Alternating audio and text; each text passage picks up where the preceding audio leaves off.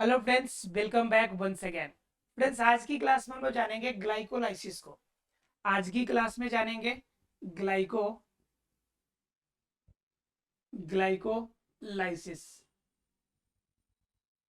ठीक है। मतलब सीधे शब्दों में अगर बात करें हम लोग, तो सीधे शब्दों में हम कह सकते हैं कि हमें बात करनी है श्वसन के पहले स्टेज की। श्वसन की स्टेजेस की बात करेंगे तो स्टेजेस फर्स्ट जो आता है आपका ग्लाइकोलाइसिस आता है। इसके बाद फिर पायरुवेट बनेगा। पायरुवेट का हम क्या करेंगे, पायरुवेट टूटेगा। फिर पायरुवेट से आपका क्या होगा, और ज्यादा फॉर्म नीचे टूटेंगे। और टूटने के बाद आपका आखिरी रूप में आपका एटीपी बनेगा। इनके पहले जितने भी चरण है, जितने स्टेप्स है, सभी स्टेप्स को हम लोग देखने वाले हैं। तो इसमें पहला स्टेप्स हमें देखने को मिलता है ग्लाइकोलाइसिस की। मतलब सीधे शब्दों में कहे अगर हम, तो हम बात कर रहे हैं कोशिकीय श्वसन के चरणों की। कोशिकीय कोशिकीय श्वसन कोशिकीय श्वसन के स्टेजेस की बात कर रहे हैं हम लोग। किसकी बात कर रहे हैं, इनकी स्टेजेस की बात कर रहे हैं कि कौन कौन से स्टेजेस होते हैं और किस स्टेजेस में कौन से कार्य होंगे और किस फॉर्म में कौन कौन से रिएक्शन होंगे, उनकी सभी स्टेजेस की बात हम लोग करेंगे। तो पहला क्या है हमारा, ग्लाइकोलाइसिस।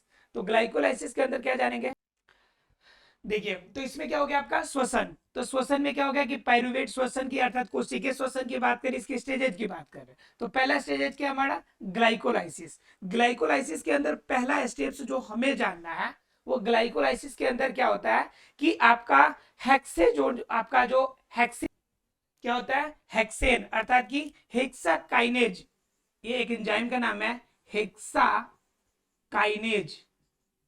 ठीक है। हेक्साकाइनेज क्या करता है, पहले स्टेप में क्या करता है, ग्लूकोज का फर्स्ट स्टेप की बात कर रहे हैं।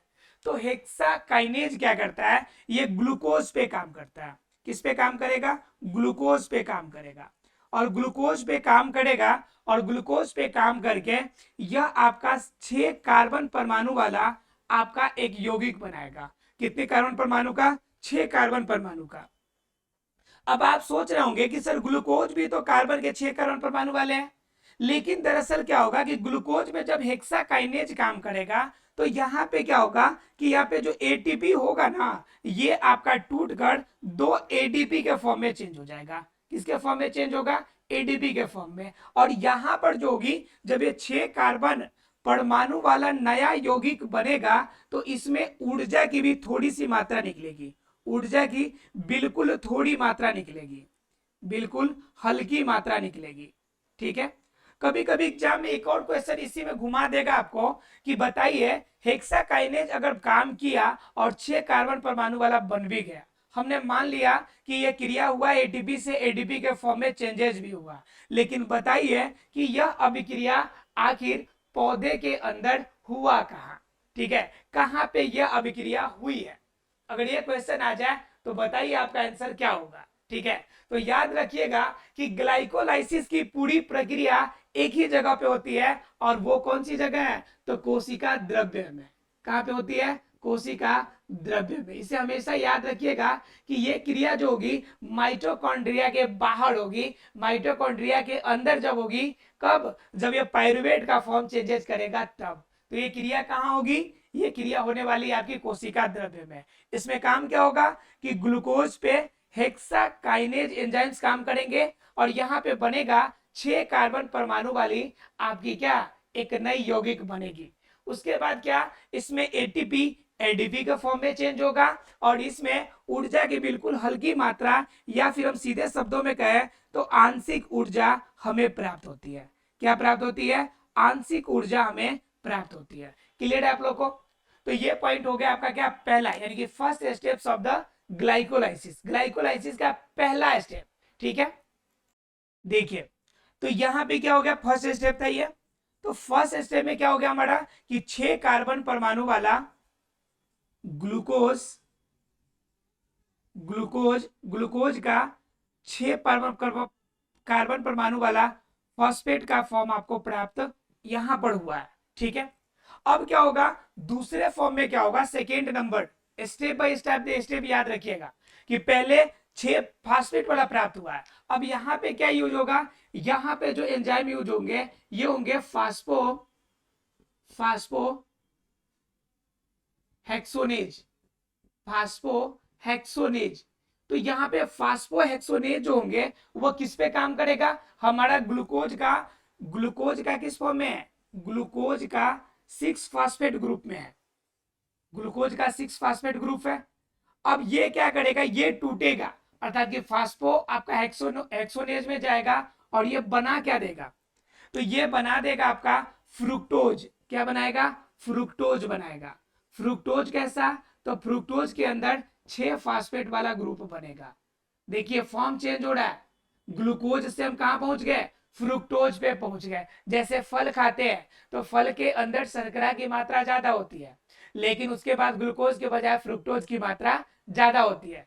तो ध्यान रखिएगा, एग्जाम में अगर क्वेश्चन पूछ दे कि एनर्जी सबसे ज्यादा सबसे जल्दी कौन देगी, ग्लूकोज या फ्रुक्टोज, तो आंसर आपका क्या होगा, फ्रुक्टोज होगा, क्योंकि ग्लूकोज के बाद उसे फ्रुक्टोज में कन्वर्ट होना पड़ता है, तब जाके एनर्जी मिलती है। तो क्या हो जाएगा आपका, ग्लूकोज से ज्यादा आपका एनर्जी, जल्दी एनर्जी देने वाला कौन सा ग्रुप है, तो फ्रुक्टोज होगा। क्लियर है आप लोग को। फ्रुक्टोज के बाद अगर आगे बात करें हम लोग तीसरे कंडीशन की बात करते हैं, ठीक है। अब क्या करता है कि यहाँ पे तो हो गया, अब क्या करेगा कि सेकेंड टाइम, यहाँ पे फॉस्फेट पढ़ने का एक क्रम था, अब दूसरा यहाँ पे एक और फॉस्फेट का सेकेंड फॉर्म भी चलेगा, फॉस्फेट का सेकेंड फॉर्म भी, अर्थात कि सेकेंड टाइम भी इसका क्या हो जाएगा, इसका फास्फोडीकरण होगा। फास्फोडीकरण में क्या हो जाएगा कि जो यहाँ पे फ्रुक्टोज जो आपको प्राप्त है, फ्रुक्टोज का 6 फॉस्फेट जो प्राप्त है, फ्रुक्टोज का 6 फॉस्फेट जो प्राप्त है, ये भी टूटेगा। ये टूटेगा तो किसमें टूटेगा भाई, तो ये जब टूटेगा तो एक तो बनाएगा आपका फ्रुक्टोज का, एक क्या बनाएगा आपका फ्रुक्टोज बनाएगा, और इसके अलावा 6 जो बनाएंगे वो बायोफॉस्फेट बनाएंगे। क्या बनाएंगे, बायोफॉस्फेट बनाएंगे, राइट। तो ये हो गए आपके क्या, 2 ग्रुप हो गए, याद रहेगा सबको। अर्थात किसके अंदर, फॉस्फेट आपका का सेकेंड फॉर्म के अंदर एक फ्रुक्टोज बनाएगा और 6 क्या बनाएंगे, बायोफॉस्फेट आपका बनाएगा। क्लियर है आप लोगों को। इसके अंदर एंजाइम की बात कीजिएगा तो फास्फोकाइनेज यहाँ पे काम करेगा। क्या काम करेगा,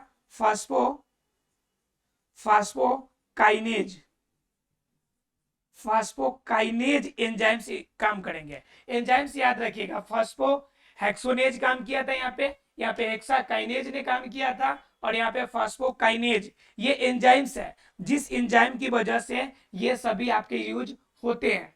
तो पहले क्या हुआ, पहले आपका फॉस्फेट में 6 फॉस्फेट में गया आपका ग्लूकोज का, सेकेंड फ्रुक्टोज में, थर्ड नंबर की अगर बात करें तो थर्ड नंबर में एक फ्रुक्टोज हो गया और 6 बायोफॉस्फेट का आपका फॉर्म बन के तैयार हो गया। तो ये कितने स्टेजेस हो गए, 3 स्टेप्स हो गए किसके अंदर, ग्लाइकोलाइसिस के अंदर। बात करते हैं इसके अंदर चौथे स्टेप्स की। देखिए चौथा जो आपका है, यहाँ पे एंजाइम कौन काम करेगा, एल्डोलेज, एल्डोलेज एंजाइम्स यहाँ पे काम करेगा। और यहाँ पे क्या था कि यहाँ पे हमें प्राप्त हुआ था 6 बायोस फॉस्फेट था, 6 बायोस फॉस्फेट था। तो 6 बायोस फॉस्फेट टूटेगा किसकी उपस्थिति में, आपका एल्डोलेज की उपस्थिति में, यह रिएक्शन करेगा, यह टूटेगा और 3 बना लेगा। 3 क्या ग्रुप बनाएगा, एक अलग 3 ग्रुप बना, 3 जो आपका ग्रुप बनाएगा वो बनाएगा आपका फास्फो ग्लिसरील एल्डिहाइड, ग्लिसरील एल्डिहाइड का आपका ग्रुप बनाएगा, ठीक है। 3 के ग्रुप में आपका 6 बायोस फॉस्फेट जो है और एक आपका जो फ्रुक्टोज है, यह टूटकर 3 वाले क्या बनाएंगे, तो 3 फास्फोग्लिसरील एल्डिहाइड का ग्रुप बनाएगा, ठीक है। ये आपका कौन सा स्टेप होगा, ये चौथा स्टेप होगा। अगर बात कीजिएगा 5वें स्टेप की, तो फिर ये जो 3 फास्फो आपका ग्लिसरील है ये टूटेगा और किसमें बना देगा, यह आपका 3 फास्फो ग्लिसरील एल्डिहाइड है, ये टूटेगा और टूट के किस में बदल जाएगा, यह तीनों फिर चला जाएगा बायोस में, अर्थात क्या 3 बायोस फॉस्फी ग्लिसरील एल्डिहाइड, ग्लिसरील एल्डिहाइड, ठीक है। अर्थात ये तीन ये बायोस के फॉर्म में चले जाएंगे, क्योंकि इसके साथ यहाँ पे उपस्थिति जो होगी वो बायोस की उपस्थिति होगी, और बायोस की उपस्थिति के कारण यह कन्वर्ट होकर किस में चला जाएगा, 3 बायोस फास्फोग्लिसरील एल्डिहाइड के फॉर्म में चेंज हो जाएगा, यानी कि 3 फास्फोग्लिसरील जो था वो बायोस फॉस्फेल्डिहाइड बन जाएगा। क्लियर है आप लोग को यहाँ पे। उसके बाद अगर बात कीजिएगा छठे फॉर्म की, तो छठे फॉर्म में आपका एटीपी का फॉर्म बनेगा। छठे में क्या होगा, जो 3 बायोस जो था, बायोस फास्फो ग्लिसरील एल्डिहाइड, राइट। ये 3 जो बायोस फास्फोग्लिसरील एल्डिहाइड है, यह आपका क्या करेगा, यह भी बनाएगा आपका, यह टूटेगा और 3 ग्लिसरील एल्डिहाइड बनाएगा, ग्लिसरील एल्डिहाइड बनाएगा, एल्डिहाइड बनाएगा, और साथ में यहां पे जो एडीपी था यह फिर से जुटकर एटीपी के फॉर्म में एनर्जी के रूप में यहां पर आपको ऊर्जा प्राप्त होने वाली है। क्लियर है। अर्थात कि ग्लिसरील एल्डिहाइड होगा तो यहाँ पे क्या होगी, आपको ऊर्जा बनेगी, तो यहाँ पे क्या होगा, एडीपी जो जुटेगा और एडीपी से जुटकर क्या बनेगा, एडीपी से यहाँ पे एटीपी निर्माण होने की क्रिया कंप्लीट होगी। क्लियर है आप लोग को। तो ये 6 स्टेजेज हो गए। कितने स्टेजेज हो गए टोटल, 6। अगर 7th यानी कि अगले स्टेज की बात करें हम लोग, देखिए 7वें नंबर में क्या होगा, 3 आपका ग्लिसरील, ग्लिसरील जो है आपका 3 ग्लिसरील जो आपका एल्डिहाइड है, ये आपका ग्लिसरील ग्लिसरीलेट, ग्लिसरीलेट जो आपका है ये कन्वर्ट होगा किसमें, 2 ग्लिसरेट में। अब आप कहिएगा कि एक जो था इसमें का वो कहां चला गया, तो वहां पे जो आपका उत्प्रेरक है, जो बीच में इन दोनों की क्रिया को उत्पन्न करने के लिए जो आपका मोल्टेस जो आपका यहाँ पे वर्क कर रहा है एंजाइम्स, वह उसके साथ रिएक्शन करके अलग हो जाता है, जिसके साथ आपका 2 ग्लिसरेट जो होता है वह आपका बच जाता है। अवेलेबिलिटी कितनी बच जाती है, 2 ग्लिसरेट की उपस्थिति बच जाती है। उसके बाद क्या है, यह दो ग्लिसरेट है, यह आपका अगले स्टेप में, छठा स्टेप था, यह 7वां स्टेप है, और ये 8वें स्टेप में क्या होता है, यह जो 2 ग्लिसरेट है यह 2 फास्फोग्लिसरेट में कन्वर्ट होता है। किसमें कन्वर्ट होगा, 2 फास्फोग्लिसरेट में कन्वर्ट हो जाएगा, और 2 फास्फोग्लिसरेट में अगर कन्वर्ट हो जाएगा तो उसके बाद कहां जाएगा, ठीक है। ये 2 फास्फो आपका जो ग्लिसरेट है यह बनाएगा आपका फिर आगे चल के फास्फो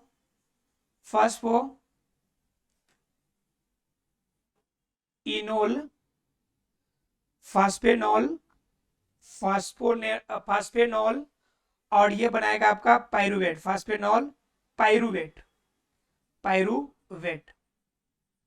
और फिर ये फास्फोनेल पायरुवेट जो होगा ये जब टूटेगा तो असली रूप में हमें क्या प्राप्त होने वाला है, पायरुवेट हमें प्राप्त होने वाला है। और ये जो पायरुवेट होगा यह पायरुवेट कार्बन के 3 परमाणु वाला फॉर्म होगा, और यह कार्बन के 3 परमाणु वाला फॉर्म हमें क्या करेगा, ऊर्जा के अगले स्टेप में ले जाने के लिए मदद करेगा, यानी कि हमें ऊर्जा हमें प्राप्त होगी। तो अब जरा चर्चा कर लेते हैं उतने स्टेप्स की कि जिन जिन स्टेप से होकर यह ग्लाइकोलाइसिस गुजरेगा। ठीक है, अब इतनी तो मैंने क्रिया बता दी आपको सबके एंजाइम्स के साथ में। अब मैं उन स्टेप्स को लिख देता हूं जिन स्टेप के माध्यम से ये जाएगी।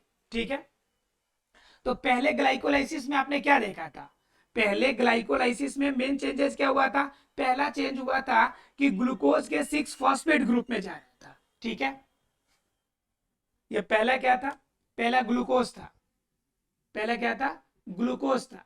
ग्लूकोज से क्या बन गया, 6 फॉस्फेट वाले ग्रुप में बन गया, फॉस्फेट वाले ग्रुप में बन गया। ये ग्लूकोज का 6 फॉस्फेट वाला ग्रुप था, और 6 फॉस्फेट वाले ग्रुप से कहां चले जाएंगे, यह आपका फ्रुक्टोज में चला जाएगा। किस में चला जाएगा, फ्रुक्टोज में चला जाएगा, और फ्रुक्टोज से कहां चला जाएगा, फॉस्फेट। यह फ्रुक्टोज से जब आगे बढ़ेगा तो यह यहाँ पे एक जो होगा एक फ्रुक्टोस बनेगा, फ्रुक्टोस, और इनके अलावा 6 बायोफॉस्फेट बनते थे, बायोस फॉस्फेट बनते थे, राइट। ये 6 बायोस फॉस्फेट जब टूटेंगे तो किसमें बदलते थे, 3 आपका ग्लिसरील में बनता था, ग्लिसरील एल्डिहाइड में बदलते थे, एल्डिहाइड में। और जब 3 ग्लिसरील एल्डिहाइड बदलेगा उसके बाद ये स्टेप्स कहाँ जाते थे, यह 3 ग्लिसरील एल्डिहाइड जो होगा यह आगे बढ़ता था तो 3 ग्लिसरेट बनाता था। क्या बनाता था, 3 ग्लिसरेट बनाता था। और 3 जो ग्लिसरेट है ये टूटेगा तो फिर 2 ग्लिसरेट बनाता था। क्या बनाता था, 2 ग्लिसरेट बनाता था। और 2 ग्लिसरेट बनने के बाद क्या करता था कि यह फास्फोग्लिसरेट बनाएगा। स्टेप समझिए, इस स्टेप को याद रखिएगा, और नहीं हो तो इसे नोट डाउन कर लीजिए, स्टेप बाय स्टेप इसे याद रखेंगे आप। तो 2 ग्लिसरेट बनाएगा, 2 ग्लिसरेट के बाद कहां जाएगा, ये बना क्या रहा है, उसके बाद 2 फास्फोग्लिसरेट बनाएगा, 2 फास्फोग्लिसरेट बनाएगा, फास्फोग्लिसरेट बनाएगा, ग्लिसरेट। और 2 फास्फोग्लिसरेट के बाद क्या बनाएगा, ये बना देगा आपको फास्फेनॉल, फास्फेनॉल पाइरुवेट, पाइरुवेट। और ये आपका फास्फोनॉल पाइरुवेट से यह पाइरुवेट में कन्वर्ट होगा, और यह पाइरुवेट ही आपका 3 कार्बन परमाणु वाला होगा, जिनकी वजह से आपका जिनकी क्रिया माइटोकॉन्ड्रिया में होने वाली है। स्टेप्स याद रखिएगा, ये पहला, दूसरा, तीसरा, चौथा, पांचवा, छठा, ये 7 नंबर, ये 8 नंबर का, ये 9 नंबर का, और ये 10 नंबर का। टोटल कितने स्टेप्स आप याद रखेंगे, टोटल 10 स्टेप्स आपको पाइरुवेट निर्माण करने तक का, टोटल 10 स्टेप्स आपको याद रखने हैं। आशा है फ्रेंड्स ये क्लियर हो गया होगा कंप्लीट ग्लाइकोलाइसिस का प्रोसेस। ठीक है, थोड़ा सा वर्ड्स टफ है, इसे फिर से एक बार देख लीजिएगा तो वर्ड्स जो होगा वो आसानी से क्लियर हो जाएगा। ग्लाइकोलाइसिस के प्रोसेस एग्जाम में क्वेश्चंस में आते हैं, इसलिए इसे आप स्किप नहीं कीजिएगा। मिलते हैं अगले क्लास में, तब तक के लिए thank you very much friends.